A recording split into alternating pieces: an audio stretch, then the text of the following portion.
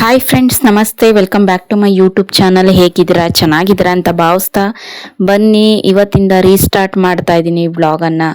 ಅಂದರೆ ನನ್ನ daily routine vlog ಯಾರಿಗೆಲ್ಲ ಇಷ್ಟ ಆಗುತ್ತೆ ಅವರಿಗೆ ಮತ್ತೊಮ್ಮೆ ನನ್ನ ಯೂಟ್ಯೂಬ್ ಚಾನಲ್ಗೆ ಸ್ವಾಗತ. ಹಾಗೆಯೇ ನನ್ನ ನೋಡಿ ಕೆಲವೊಬ್ಬೊಬ್ಬರು ಮೋಟಿವೇಟ್ ಆಗಿರ್ತೀರ, ಅವ್ರಿಗೂ ಕೂಡ ನನ್ನ ವಿಡಿಯೋಸು ಯಾಕೆ ಬರ್ತಾ ಇಲ್ಲ ಅಂತ ಕಾಡುವಂಥ ಪ್ರಶ್ನೆ ಕೂಡ ಎದುರಾಗಿರುತ್ತೆ. ಸೊ ಹಾಗಾಗಿ ನಾನು ಇನ್ನು ಮುಂದೆ ಬ್ಲಾಗ್ಗಳನ್ನು ಶೇರ್ ಮಾಡ್ತಾ ಹೋಗ್ತೀನಿ. ರೀಸ್ಟಾರ್ಟ್ ಅಂತಲೇ ಹೇಳ್ತಾ ಇದ್ದೀನಿ. ಸೊ ಹಾಗಾಗಿ ಯಾರು ಕೂಡ ಮಿಸ್ ಮಾಡ್ಕೋಬೇಡಿ. ನಾನು ಕೂಡ ಪ್ರತಿನಿತ್ಯ ವಿಡಿಯೋ ಹಾಕ್ತೀನಿ ಮಿಸ್ ಮಾಡ್ದಲೆ. ಹಾಗೆಯೇ ನನ್ನ ಚಾನಲ್ನ ಯಾರೆಲ್ಲ ಸಬ್ಸ್ಕ್ರೈಬ್ ಮಾಡ್ಕೊಂಡಿಲ್ಲ ಪ್ಲೀಸ್ ಸಬ್ಸ್ಕ್ರೈಬ್ ಮಾಡ್ಕೊಳ್ಳಿ. ಹಾಗೆಯೇ ವಿಡಿಯೋ ಇಷ್ಟ ಆದರೆ ಒಂದೇ ಒಂದು ಲೈಕ್ ಮಾಡಿ. ಹಾಗೆಯೇ ನಿಮ್ಮ ಫ್ರೆಂಡ್ಸ್ ಆ್ಯಂಡ್ ಫ್ಯಾಮಿಲಿ ಮೆಂಬರ್ಸ್ಗೂ ಕೂಡ ಶೇರ್ ಮಾಡಿ. ಅವರು ನೋಡಿ ಚಾನಲ್ಗೆ ಸಪೋರ್ಟ್ ಮಾಡಿಕೊಳ್ಳಿ. ಅವರು ಕೂಡ ಹೆಚ್ಚೆಚ್ಚು ವೀಡಿಯೋಸ್ನ ನೋಡಿದಷ್ಟು ನನಗೂ ಕೂಡ ಒಂದು ಅರ್ನಿಂಗ್ಸ್ ಆಗೋದಾಗಲಿ, ಒಂದು ಹೆಸರು ಬರೋದಾಗಲಿ, ಅಥವಾ ಎಲ್ಲಾದರೂ ಒಂದು ಕಡೆ ಹೋದಾಗ ನನ್ನನ್ನು ನೆನಪಿಟ್ಟು ಗುರುತಿಸಿ ಮಾತಾಡ್ಸೋದಾಗಲಿ ತುಂಬಾ ಇಷ್ಟ ಆಗುತ್ತೆ. ಸೊ ಹಾಗಾಗಿ ಒಂದು ಸಣ್ಣ ಬದಲಾವಣೆ ನನ್ನ ಜೀವನದಲ್ಲಿ ಒಂದು ದೊಡ್ಡ ಸಾಧನೆ ಮೆಟ್ಟಿಲನ್ನು ಏರೋದಕ್ಕೆ ನನಗೆ ಸಹಾಯ ಆಗುತ್ತೆ. ಈಗೊಂದು ಸಣ್ಣ ಬದಲಾವಣೆ ನನ್ನಲ್ಲಿ ಮಾಡ್ಕೊಂಡಿದ್ದೀನಿ. ಆ ಬದಲಾವಣೆಯಿಂದಾಗಿ ನನ್ನ ಲೈಫಲ್ಲಿ ಚೇಂಜು ಅಂತ ಏನಿದೆ ಅದನ್ನು ಮಾಡ್ಕೊಂಡಿದ್ದೀನಿ. ಅದರಿಂದ ನನಗೆ ಮುಂದೆ ಒಂದೊಂದು ದೊಡ್ಡ ಸಕ್ಸಸ್ ಸಿಗುತ್ತೆ ಅಂತಲೇ ನಾನು ಅಂದ್ಕೊಂಡಿದ್ದೀನಿ. ನೋಡೋಣ ಇನ್ನು ಮುಂದೆ ಯಾವ್ಯಾವ ರೀತಿ ನಾನು ವ್ಲಾಗನ್ನು ಶೇರ್ ಮಾಡ್ತೀನಿ. ನಮ್ಮ ಕೈಯಲ್ಲೇ ಇದೆ, ಅದು ಒಳ್ಳೆಯದಾಗಲಿ ಕೆಟ್ಟದಾಗಲಿ ಅದನ್ನು ನಾವು ಬಳಸ್ಕೊಳ್ಳೋದ್ರ ಮೇಲೆ ಹೋಗುತ್ತೆ. ಒಳ್ಳೆ ದಾರಿ ಹಿಡಿದ್ರೆ ಒಳ್ಳೆ ಕಡೆನೇ ನಾವು ನಿಲ್ತೀವಿ, ಕೆಟ್ಟ ದಾರಿ ಹಿಡಿದ್ರೆ ಕೆಟ್ಟ ದಾರಿಯಲ್ಲೇ ನಾವು ನಿಲ್ತೀವಿ. ಅದಕ್ಕೆ ಕಾರಣ ಏನಂತ ಅಂದರೆ ಇವಾಗ ಸಾಧನೆ ಮಾಡಿದಾರಲ್ಲ ಅವರು.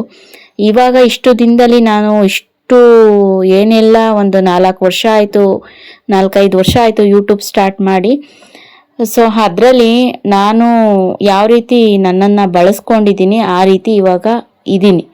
ಸೊ ಹಾಗಾಗಿ ನಾನು ಪ್ರತಿನಿತ್ಯ ಕೆಲಸದ ಜೊತೆಗೆ ವಿಡಿಯೋಸ್ ಕೂಡ ತೊಡಸ್ಕೊಂಡು ನಾನು ರೊಟೀನ್ ಬ್ಲಾಗ್ನ ಶೇರ್ ಮಾಡಿದಿದ್ರೆ ನಾನು ಕೂಡ ಒಂದು ಯೂಟ್ಯೂಬ್ ಒಂದು ಹಂತದಲ್ಲಿ ಇಷ್ಟು ಅಂತ ಇರುತ್ತಲ್ಲ, ಒಂದು 50,000 ಸಬ್ಸ್ಕ್ರೈಬರ್ಸ್ ಹಂತದಲ್ಲಿ ಇರ್ತಾ ಇದ್ನೇನೋ.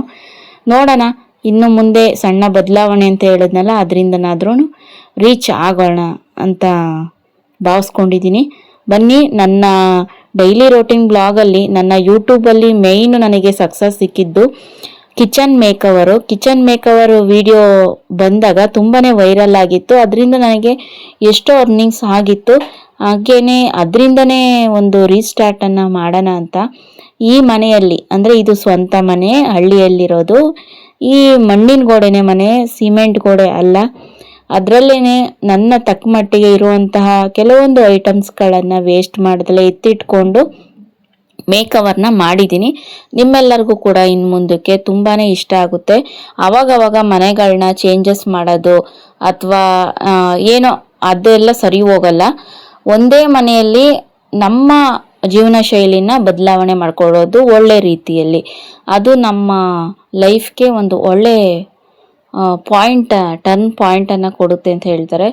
ಅದು ಯಾವ ರೀತಿ ಅಂತ ಅಂದರೆ ಇನ್ನು ಮುಂದಕ್ಕೆ ವಿಡಿಯೋಸ್ ಬರುತ್ತಲ್ಲ ಗೊತ್ತಾಗುತ್ತೆ. ಇವಾಗ ಇರುವಂತಹ ಮೇಕವರು ಯಾರಿಗೆಲ್ಲ ಇಷ್ಟ ಆಗಿದೆ ಕಮೆಂಟ್ಸ್ ಮಾಡಿ.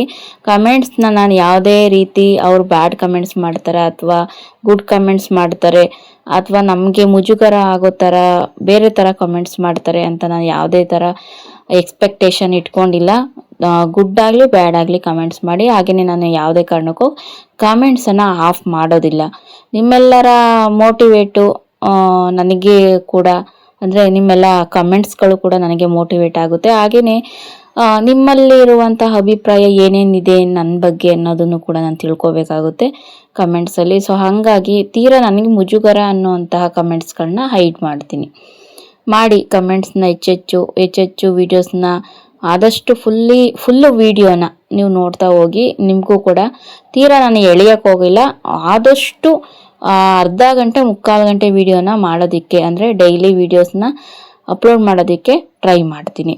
ಇನ್ನು ಇವತ್ತು ಪೂಜೆ ಮಾಡೋಣ ಅಂತ ಮನೆಯೆಲ್ಲನೂ ನೀಟಾಗಿ ಧೂಳು ಹೊಡೆದು ಕಸ ಗುಡಿಸಿ ಒಂಥರ ಮೇಕವರ್ ಮಾಡಿಕೊಂಡು ಪೂಜೆ ಪುನಸ್ಕಾರ ಎಲ್ಲ ಮಾಡಿದ್ದೀನಿ. ಯಾವ ರೀತಿ ಇದೆ ಅಂತ ಅಂದ್ಬಿಟ್ಟು ಕಮೆಂಟ್ಸ್ ಮಾಡಿ. ಸೊ ಹಾಗಾಗಿ ಇನ್ನು ಮುಂದೆ ನನ್ನ ಲೈಫ್ ಚೆನ್ನಾಗಿರಲಿ, ಬದಲಾವಣೆ ಮಾಡ್ಕೊಂಡಿದ್ದೀನಿ ಅನ್ನೋದಕ್ಕೆ ದೇವ್ರ ಕಡೆಯಿಂದನೇ ಒಂದು ಪ್ರತ್ಯುತ್ತರ ಕೊಡಲಿ ಅಂತ ಪೂಜೆ ಮಾಡಿ ನಮಸ್ಕರಿಸಿ, ಇನ್ನು ಮುಂದೆನಾದ್ರೂ ನನ್ನನ್ನು ಪ್ರೋತ್ಸಾಹಿಸಿ ಉರಿದುಂಬಿಸು ದೇವರೇ, ಏನು ಕೆಲಸಗಳನ್ನ ಮಾಡೋದಕ್ಕೆ, ವೀಡಿಯೋಸ್ನ ಮಾಡೋದಕ್ಕೆ ಅನ್ನೋ ಥರ ಪೂಜೆ ಮಾಡಿದ್ದೀನಿ. ನೋಡೋಣ. ಹಾಗೆಯೇ ನಾನು ಇವತ್ತು ನಮ್ಮ ತವ್ರ ಮನೆಗೆ ಬಂದಿದ್ದೀನಿ. ನನಗೆ ನನ್ನ ಮಗ ಇದ್ನಲ್ಲ ದೊಡ್ಡವನಿಗೆ, ಅವನಿಗೆ ರಜೆ ಇತ್ತು. ಅಂದರೆ ನನ್ನ ಮಗನಿಗೆ ಒಬ್ಬಂಗೆ ಅಲ್ಲ, ಇವಾಗ ಸ್ಕೂಲ್ ಹಾಲಿಡೇಸ್ 1 ತಿಂಗಳು 2 ತಿಂಗಳು ಈ ಥರ ಬೇಸಿಗೆ ರಜೆನೂ ಕೊಟ್ಟಿದ್ದಾರೆ. ಹಂಗಾಗಿ 1 ವಾರದ ಮಟ್ಟಿಗೆ ನಾನು ನಮ್ಮೂರಲ್ಲಿ ಬಿಟ್ಬಿಟ್ಟು ಬಂದಿದ್ದೆ. ನನ್ನ ತಂಗಿ ನಮ್ಮೂರಿಗೆ ಬಂದಿದ್ದಾಳೆ. ಯಾಕೆ ಅಂತ ಅಂದರೆ ಅವರ ಅತ್ತಿಗೆ ನಾದಿನಿ ಇಬ್ಬರು ಕೂಡ ಪ್ರೆಗ್ನೆಂಟು, ಒಂದೇ ಹೊಸ್ಲಲ್ಲಿ ತಿರುಗಾಡಬಾರ್ದು ಅಂತ. ಹಂಗಾಗಿ ನನ್ನ ತಂಗಿ ಅವ್ರಿಗೆ ಡಿಲಿವರಿ ಆಗೋವರೆಗೂ ನಮ್ಮ ಮನೇಲಿ ಬಂದು ಉಳ್ಕೊಂಡಿದ್ದಾಳೆ.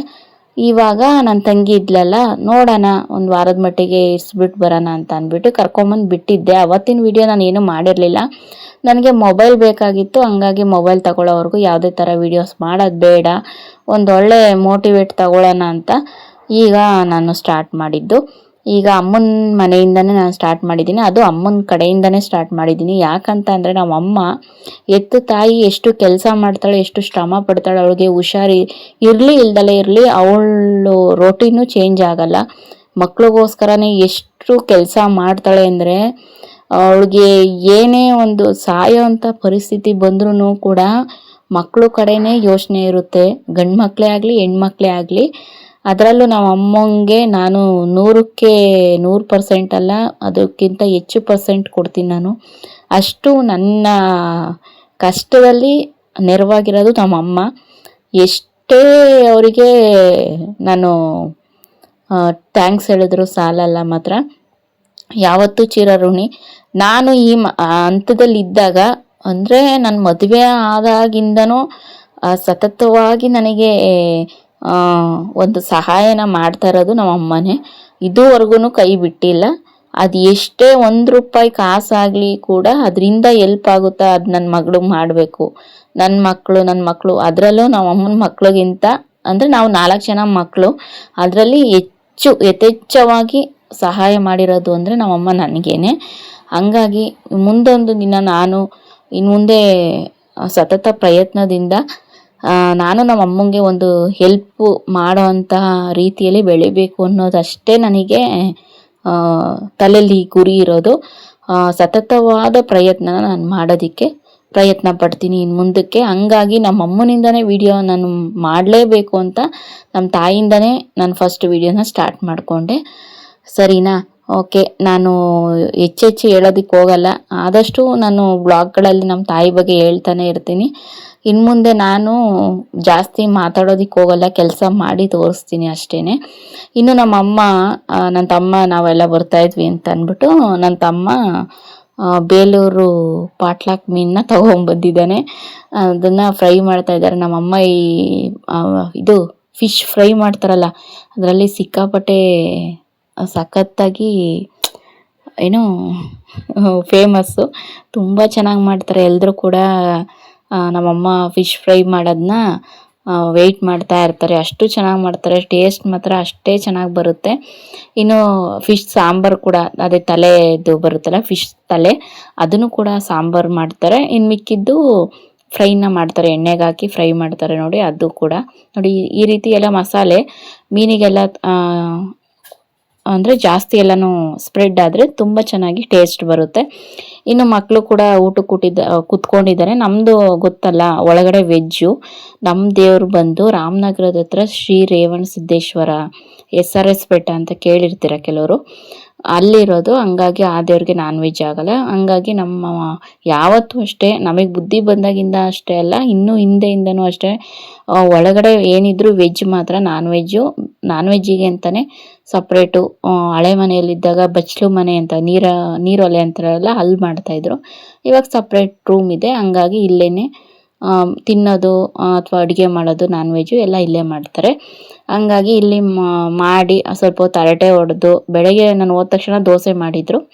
ತಿಂದಾದ್ಮೇಲೆ ಸ್ವಲ್ಪ ಹೊತ್ತು ಹರಟೆ ಹೊಡೆದು ಅದಾದಮೇಲೆ ಮೀನು ತಂದಿದ್ದು ಎಲ್ಲ ಊಟ ಮಾಡಿ ನಾನು ಬಸ್ಸಿಗೆ ಬರಲ್ಲಪ್ಪ, ನಾನು ಚೋಟು ಕರ್ಕೊಂಬಂದ್ರೆ ಅಂದರೆ ಚಿಕ್ಕವನು ಕರ್ಕೊಬರ್ತೀನಿ, ನೀನೇ ಬಿಡಬೇಕು, ಹಾಲು ಕರಿಯೋಷ್ಟೊತ್ತಿಗೆ ನಾನು ಹೋಗ್ಬೇಕು ಮನೆಗೆ ಅಂತ ನನ್ನ ತಮ್ಮಂಗೆ ಹೇಳಿದ್ದೆ. ಸರಿ ಆಯಿತು ಬಾ ಅಂತ ಹೇಳಿದ್ದ. ಹಂಗಾಗಿ ಅಲ್ಲಿನ 3:45ಗೆ ಹೊರಟ್ವಿ. ನನ್ನ ತಮ್ಮ 3:45ಗೆ ಬಿಟ್ಟ, ಅಂದರೆ ಮನೆ ಬಿಟ್ಟ ಕಾರಲ್ಲಿ. ಎಲ್ಲರೂ ಹೋಗ್ತಾ ಇದ್ದೀವಿ. ಅಂದರೆ ನನಗೆ ನನ್ನ ಮಗನ ಸೈಕಲು ಅಲ್ಲೇ ಇತ್ತು, ಅದನ್ನು ಕೂಡ ತಗೊಬರ್ಬೇಕಾಯಿತು. ಇಲ್ಲಿ ಊರಲ್ಲಿ ಎಲ್ಲ ಮಕ್ಕಳು ಸೈಕಲ್ ಹೊಡೆಯೋದು ನೋಡಿ ನನಗೂ ಬೇಕು ಅಂತ ತುಂಬ ಹಠ ಮಾಡ್ತಾ ಇದ್ದ. ಹೆಂಗಿದ್ರು ಅಲ್ಲೇ ಓಡಿಸಿ ರೂಢಿಯಾಗಿದ್ದಾನಲ್ಲ, ಆಯಿತು ಕಾರಲ್ಲಿ ಎತ್ಕೊಂಬರೋಣ, ಹೆಂಗೂ ಕಾರಲ್ಲಿ ಬರ್ತಾ ಇದ್ದೀವಿ ಅಂತ ಅಂದ್ಬಿಟ್ಟು ಒಂದು ಚೀಲ ಅಕ್ಕಿ ಚೀಲ, ಅದಾದಮೇಲೆ ಸೈಕಲು ಹಂಗೆ ಎತ್ಕೊಂಬಂದ್ವಿ. ಹಾಗೆಯೇ ಬಂದ್ವಿ ಮನೆಗೆ. ನನ್ನ ತಮ್ಮ ಬೇಗನೆ ಹೋಗ್ಬೇಕು, ನಾನು ಹಸುಗಳೆಲ್ಲ ಕಟ್ಟಾಕಬೇಕು ಅಂತ ಅಂದ್ಬಿಟ್ಟು ಅವನು ಹೊರಟ. ಅಂದರೆ ಕಾಫಿ ಗೀಫಿ ಏನು ಕುಡಿಲಿಲ್ಲ, ಸ್ವಲ್ಪ ನೀರು ಕುಡಿದ್ಬಿಟ್ಟು ಹೊರಟ. ಅವನು 6:30 ಅಷ್ಟರೊಳಗಡೆ 5:05ಗೆ ಬಿಟ್ಟಿರೋದಕ್ಕೆ 6:45 ಅವನು ಕೂಡ ಊರಿಗೆ ರಿಟರ್ನ್ ಆಗಿದ್ದ.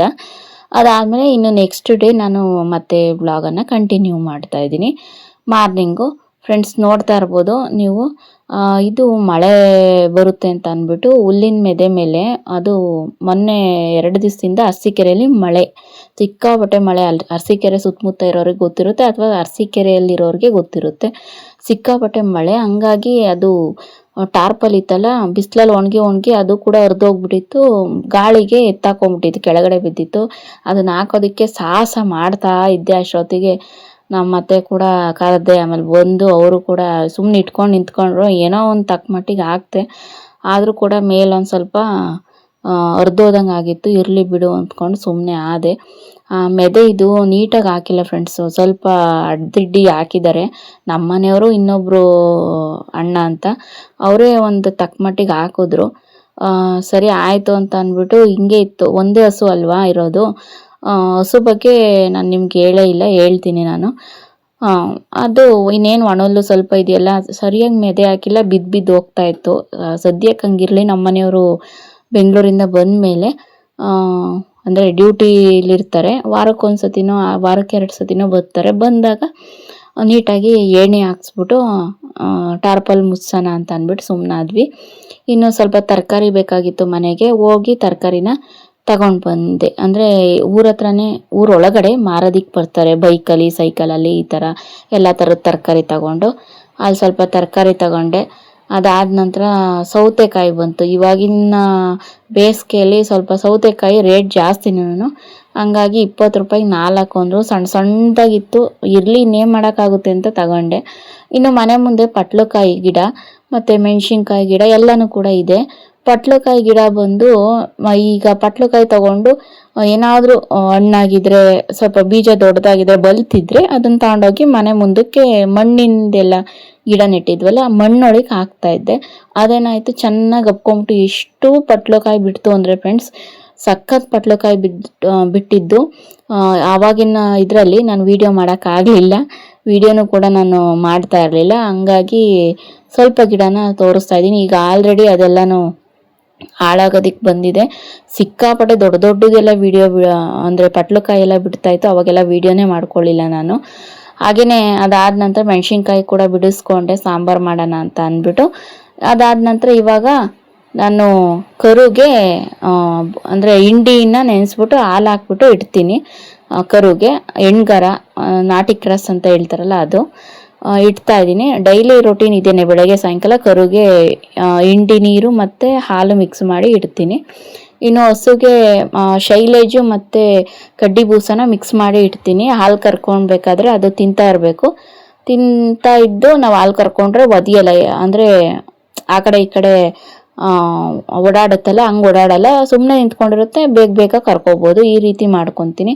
ಎಲ್ಲ ಶೈಲೇಜ್ ಇಕ್ಕಿದ್ದು ಟಬ್ಬೆಲ್ಲ ಎತ್ಕೊಂಡು ಒಳಗಡೆ ಬಂದೆ. ನನ್ನ ಮಗ ಅದೇನಂದರೆ ಶೇಕ್ ಆಗ್ತಾಯಿತ್ತು ನೋಡಿ ವಿಡಿಯೋ, ಅದು ನನ್ನ ಮಗನ ದೊಡ್ಡವನ ಕೈಲಿ ಕೊಟ್ಟಿದ್ದು. ಮಕ್ಳಿಗೆ ಏನು ಗೊತ್ತಾಗುತ್ತೆ ಅಲ್ವಾ, ಅಂದರೆ ಈ ಥರ ಇಟ್ಕೊಳಪ್ಪ ಅಂತ ಅಂದ್ಬಿಟ್ಟು ನಾನು ಹೇಳ್ತಾ ಇದ್ದೆ. ಬಟ್ ಏನು ಮಾಡೋಕ್ಕಾಗಲ್ಲ, ಸ್ವಲ್ಪ ದಿನ ಪ್ರಾಕ್ಟೀಸ್ ಆಗಬೇಕು ಅವಕ್ಕೂ ಕೂಡ. ಸಣ್ಣ ಮಕ್ಕಳು, ಇನ್ನು ದೊಡ್ಡವ್ರಿಗೆ ನಾವು ಹೇಳ್ಕೊಡೋಕ್ಕಾಗಲ್ಲ, ಇನ್ನು ಮಕ್ಳಿಗೆ ಹೇಳ್ಕೊಡೋಕ್ಕಾಗುತ್ತಾ? ಹಂಗಾಗಿ ಸ್ವಲ್ಪ ದಿನ ಹೋದ್ಮೇಲೆ ಅವನಿಗೂ ಕೂಡ ಅರ್ಥ ಆಗುತ್ತೆ. ಇನ್ನು ತರಕಾರಿ ಇಷ್ಟು ತಗೊಂಡಿದ್ದೆ, ಆಲೂಗೆಡ್ಡೆ, ಬೀಟ್ರೋಟು, ಬೀನ್ಸು, ಬೀನ್ಸ್ ತೊಗೊಂಡಿರಲಿಲ್ಲ, ಸಾರಿ, ಇದು ಏನದು ನುಗ್ಗೆಕಾಯಿ ತಗೊಂಡಿದ್ದೆ. ಈಗ ನುಗ್ಗೆಕಾಯಿ ಸಾಂಬಾರು ಮಾಡೋಣ ಅಂತ ಎಲ್ಲ ಕಟ್ ಮಾಡಕ್ಕೆ ಕುತ್ಕೊಂಡಿದ್ದೀನಿ. ಇನ್ನು ಕೊಡಗಳು ಒಳಗಡೆ ಅಂದರೆ ಸಾರಿ ಹೊರಗಡೆ ನೀರೆಲ್ಲ ಬರ್ತಾ ಇತ್ತಲ್ಲ, ಕೊಡಗಳು ಎಲ್ಲನೂ ತೊಳೆದು ಜಗ್ಲಿ ಮೇಲೆ ಇಟ್ಟಿದ್ದೀನಿ ನಾನು. ಅದೆಲ್ಲನೂ ಕೂಡ ಎತ್ಕೊಬರ್ಬೇಕು. ತರಕಾರಿ ಎಲ್ಲ ಕಟ್ ಮಾಡ್ತಿರ್ತೀನಲ್ವ, ಅಡುಗೆ ಎಲ್ಲ ಆದಮೇಲೆ ಕಸ ಗುಡಿಸ್ಬಿಟ್ಟು ನೀಟಾಗಿ ಆಮೇಲೆ ಕೊಡಗಳಿಗೆ ತಂದುಬಿಟ್ಟು ಒಳಗಡೆ ಜೋಡಿಸ್ಕೊಳ್ಳೋಣ ಅಂತ ಒಂದೇ ಒಂದು ಕೊಡ ತಂದು ಅಡುಗೆಗೆ ಎಷ್ಟು ಬೇಕೋ ಅಷ್ಟನ್ನ ಯೂಸ್ ಮಾಡ್ಕೊತಾ ಇದ್ದೀನಿ. ಇನ್ನು ಫಿಲ್ಟ್ರ್ ನೀರು ಕುಡಿಯೋದು ಅಭ್ಯಾಸ ಆಗ್ಬಿಟ್ಟಿದೆ. ಇವಾಗ TVS ಇದೆ. TVS ನಮ್ಮ ತವ್ರ ಮನೆದೇನೆ. ನನ್ನ ತಮ್ಮ ತಗೊಂಬಂದು ಕೊಟ್ಟಿದ್ದಾನೆ ಓಡಾಡೋದಕ್ಕೆ. ಅರಸೀಕೆರೆಗೆಲ್ಲ ಹೋದಾಗ ಆಟೋ ಹಿಡಿದು ನಿನಗೆಲ್ಲ ತಿರ್ಗಾಡೋದಕ್ಕೆ ಆಗೋದಿಲ್ಲ.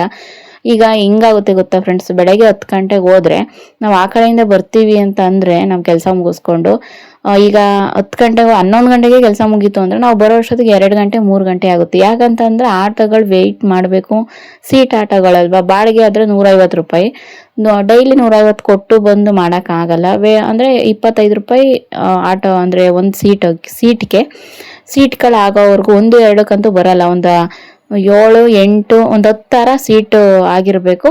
ಹಂಗಾದ್ರೆ ಮಾತ್ರನೇ ಏನು ಬರ್ತಾರೆ, ಇಲ್ಲ ಅಂತ ಅಂದರೆ ಬರಲ್ಲ. 25 ರೂಪಾಯಿ ಒಬ್ರಿಗೆ ವೆಯ್ಟ್ ಮಾಡಿ ಸಾಕಾಗಬೇಕು. ಮನೆ ತಾವು ಕೆಲಸಗಳು, ಮಕ್ಕಳು, ಹಸು ಇವೆಲ್ಲ ಮೇಂಟೈನ್ ಮಾಡೋಕ್ಕಾಗಲ್ಲ ಅಂತ ಅಂದ್ಬಿಟ್ಟು ನನ್ನ ತಮ್ಮ ಏನು ಮಾಡ್ದ, XL ಇದೆ ತಗೊಂಡೋಗು ಅಂತ ಅಂದ್ಬಿಟ್ಟು ಅವನೇ ತಗೊಂಬಂದು ಮನೆ ಹತ್ರ ಕೊಟ್ಟ.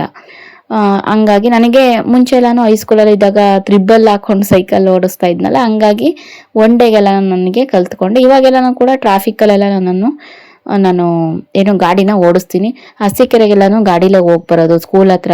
ಅದಕ್ಕೆಲ್ಲನೂ ಕೂಡ ಒಂದು ಸ್ವಲ್ಪ ಏನಾದರೂ ಐಟಮ್ ತರಬೇಕು ಅಂದರೆ ಅರಸೀಕೆರೆಯಲ್ಲಿ ಅದಕ್ಕೆಲ್ಲ ಹೋಗ್ಬರ್ತೀನಿ. ಅದಾದಮೇಲೆ ಇಲ್ಲೇ ಚಲ್ಲಾಪುರ ಅಂತ ಇದೆ, ಅಲ್ಲೂ ಕೂಡ ನೀರು ತರಬೇಕು, ಫಿಲ್ಟ್ರ್ ನೀರು. ಅಲ್ಲೂ ಹೋಗ್ಬಿಟ್ಟು ನಾನು ನೀರನ್ನು ಗಾಡಿಲೇ ಎತ್ಕೊಂಡ್ಬರ್ತೀನಿ. ಹಂಗೇನಿಲ್ಲ, ಏನಾದರೂ ಚಿಕನ್ ತರಬೇಕು ಅಂದರೆ ಹೋಗ್ತೀನಿ. ಈಗೆಲ್ಲ XL ಯೂಸ್ ಮಾಡ್ತೀನಿ ನಾನು ಎಲ್ಲರೂ ಹೋಗ್ಬೇಕಂತ ಅಂದರೆ. ಏನೋ ಈ ಹಳ್ಳಿಗೆ ಬಂದಮೇಲೆ ಏನೋ ನನ್ನ ಲಕ್ಕು ಚೇಂಜ್ ಆಗುತ್ತೋ ಏನೋ ಕುದುರಿಸುತ್ತೋ ನೋಡಬೇಕು ಇನ್ನು ಮುಂದಕ್ಕಾದ್ರೂ. ಇನ್ನು ನೋಡ್ತಾ ಇರ್ತೀರಲ್ಲ ಬ್ಲಾಗ್ಗಳಲ್ಲಿ, ನಿಮಗೇನೆ ಶೇರ್ ಮಾಡ್ತಾ ಇರ್ತೀನಿ. ಇನ್ನು ತರಕಾರಿ ಎಲ್ಲ ಕಟ್ ಮಾಡಿದ್ದಾಯಿತು. ಹಾಗೆಯೇ ಸೌತೆಕಾಯಿ ಇತ್ತಲ್ಲ, ಎಲ್ಲ ಸಿಪ್ಪೆಲ್ಲ ಎರೆದ್ಬಿಟ್ಟು ಹಂಗೆ ಕಟ್ ಮಾಡಿ ಮಕ್ಳಿಗೆ ಕೊಟ್ಟೆ, ತಿಂದ್ರಿ ಅಂತ ಅಂದ್ಬಿಟ್ಟು.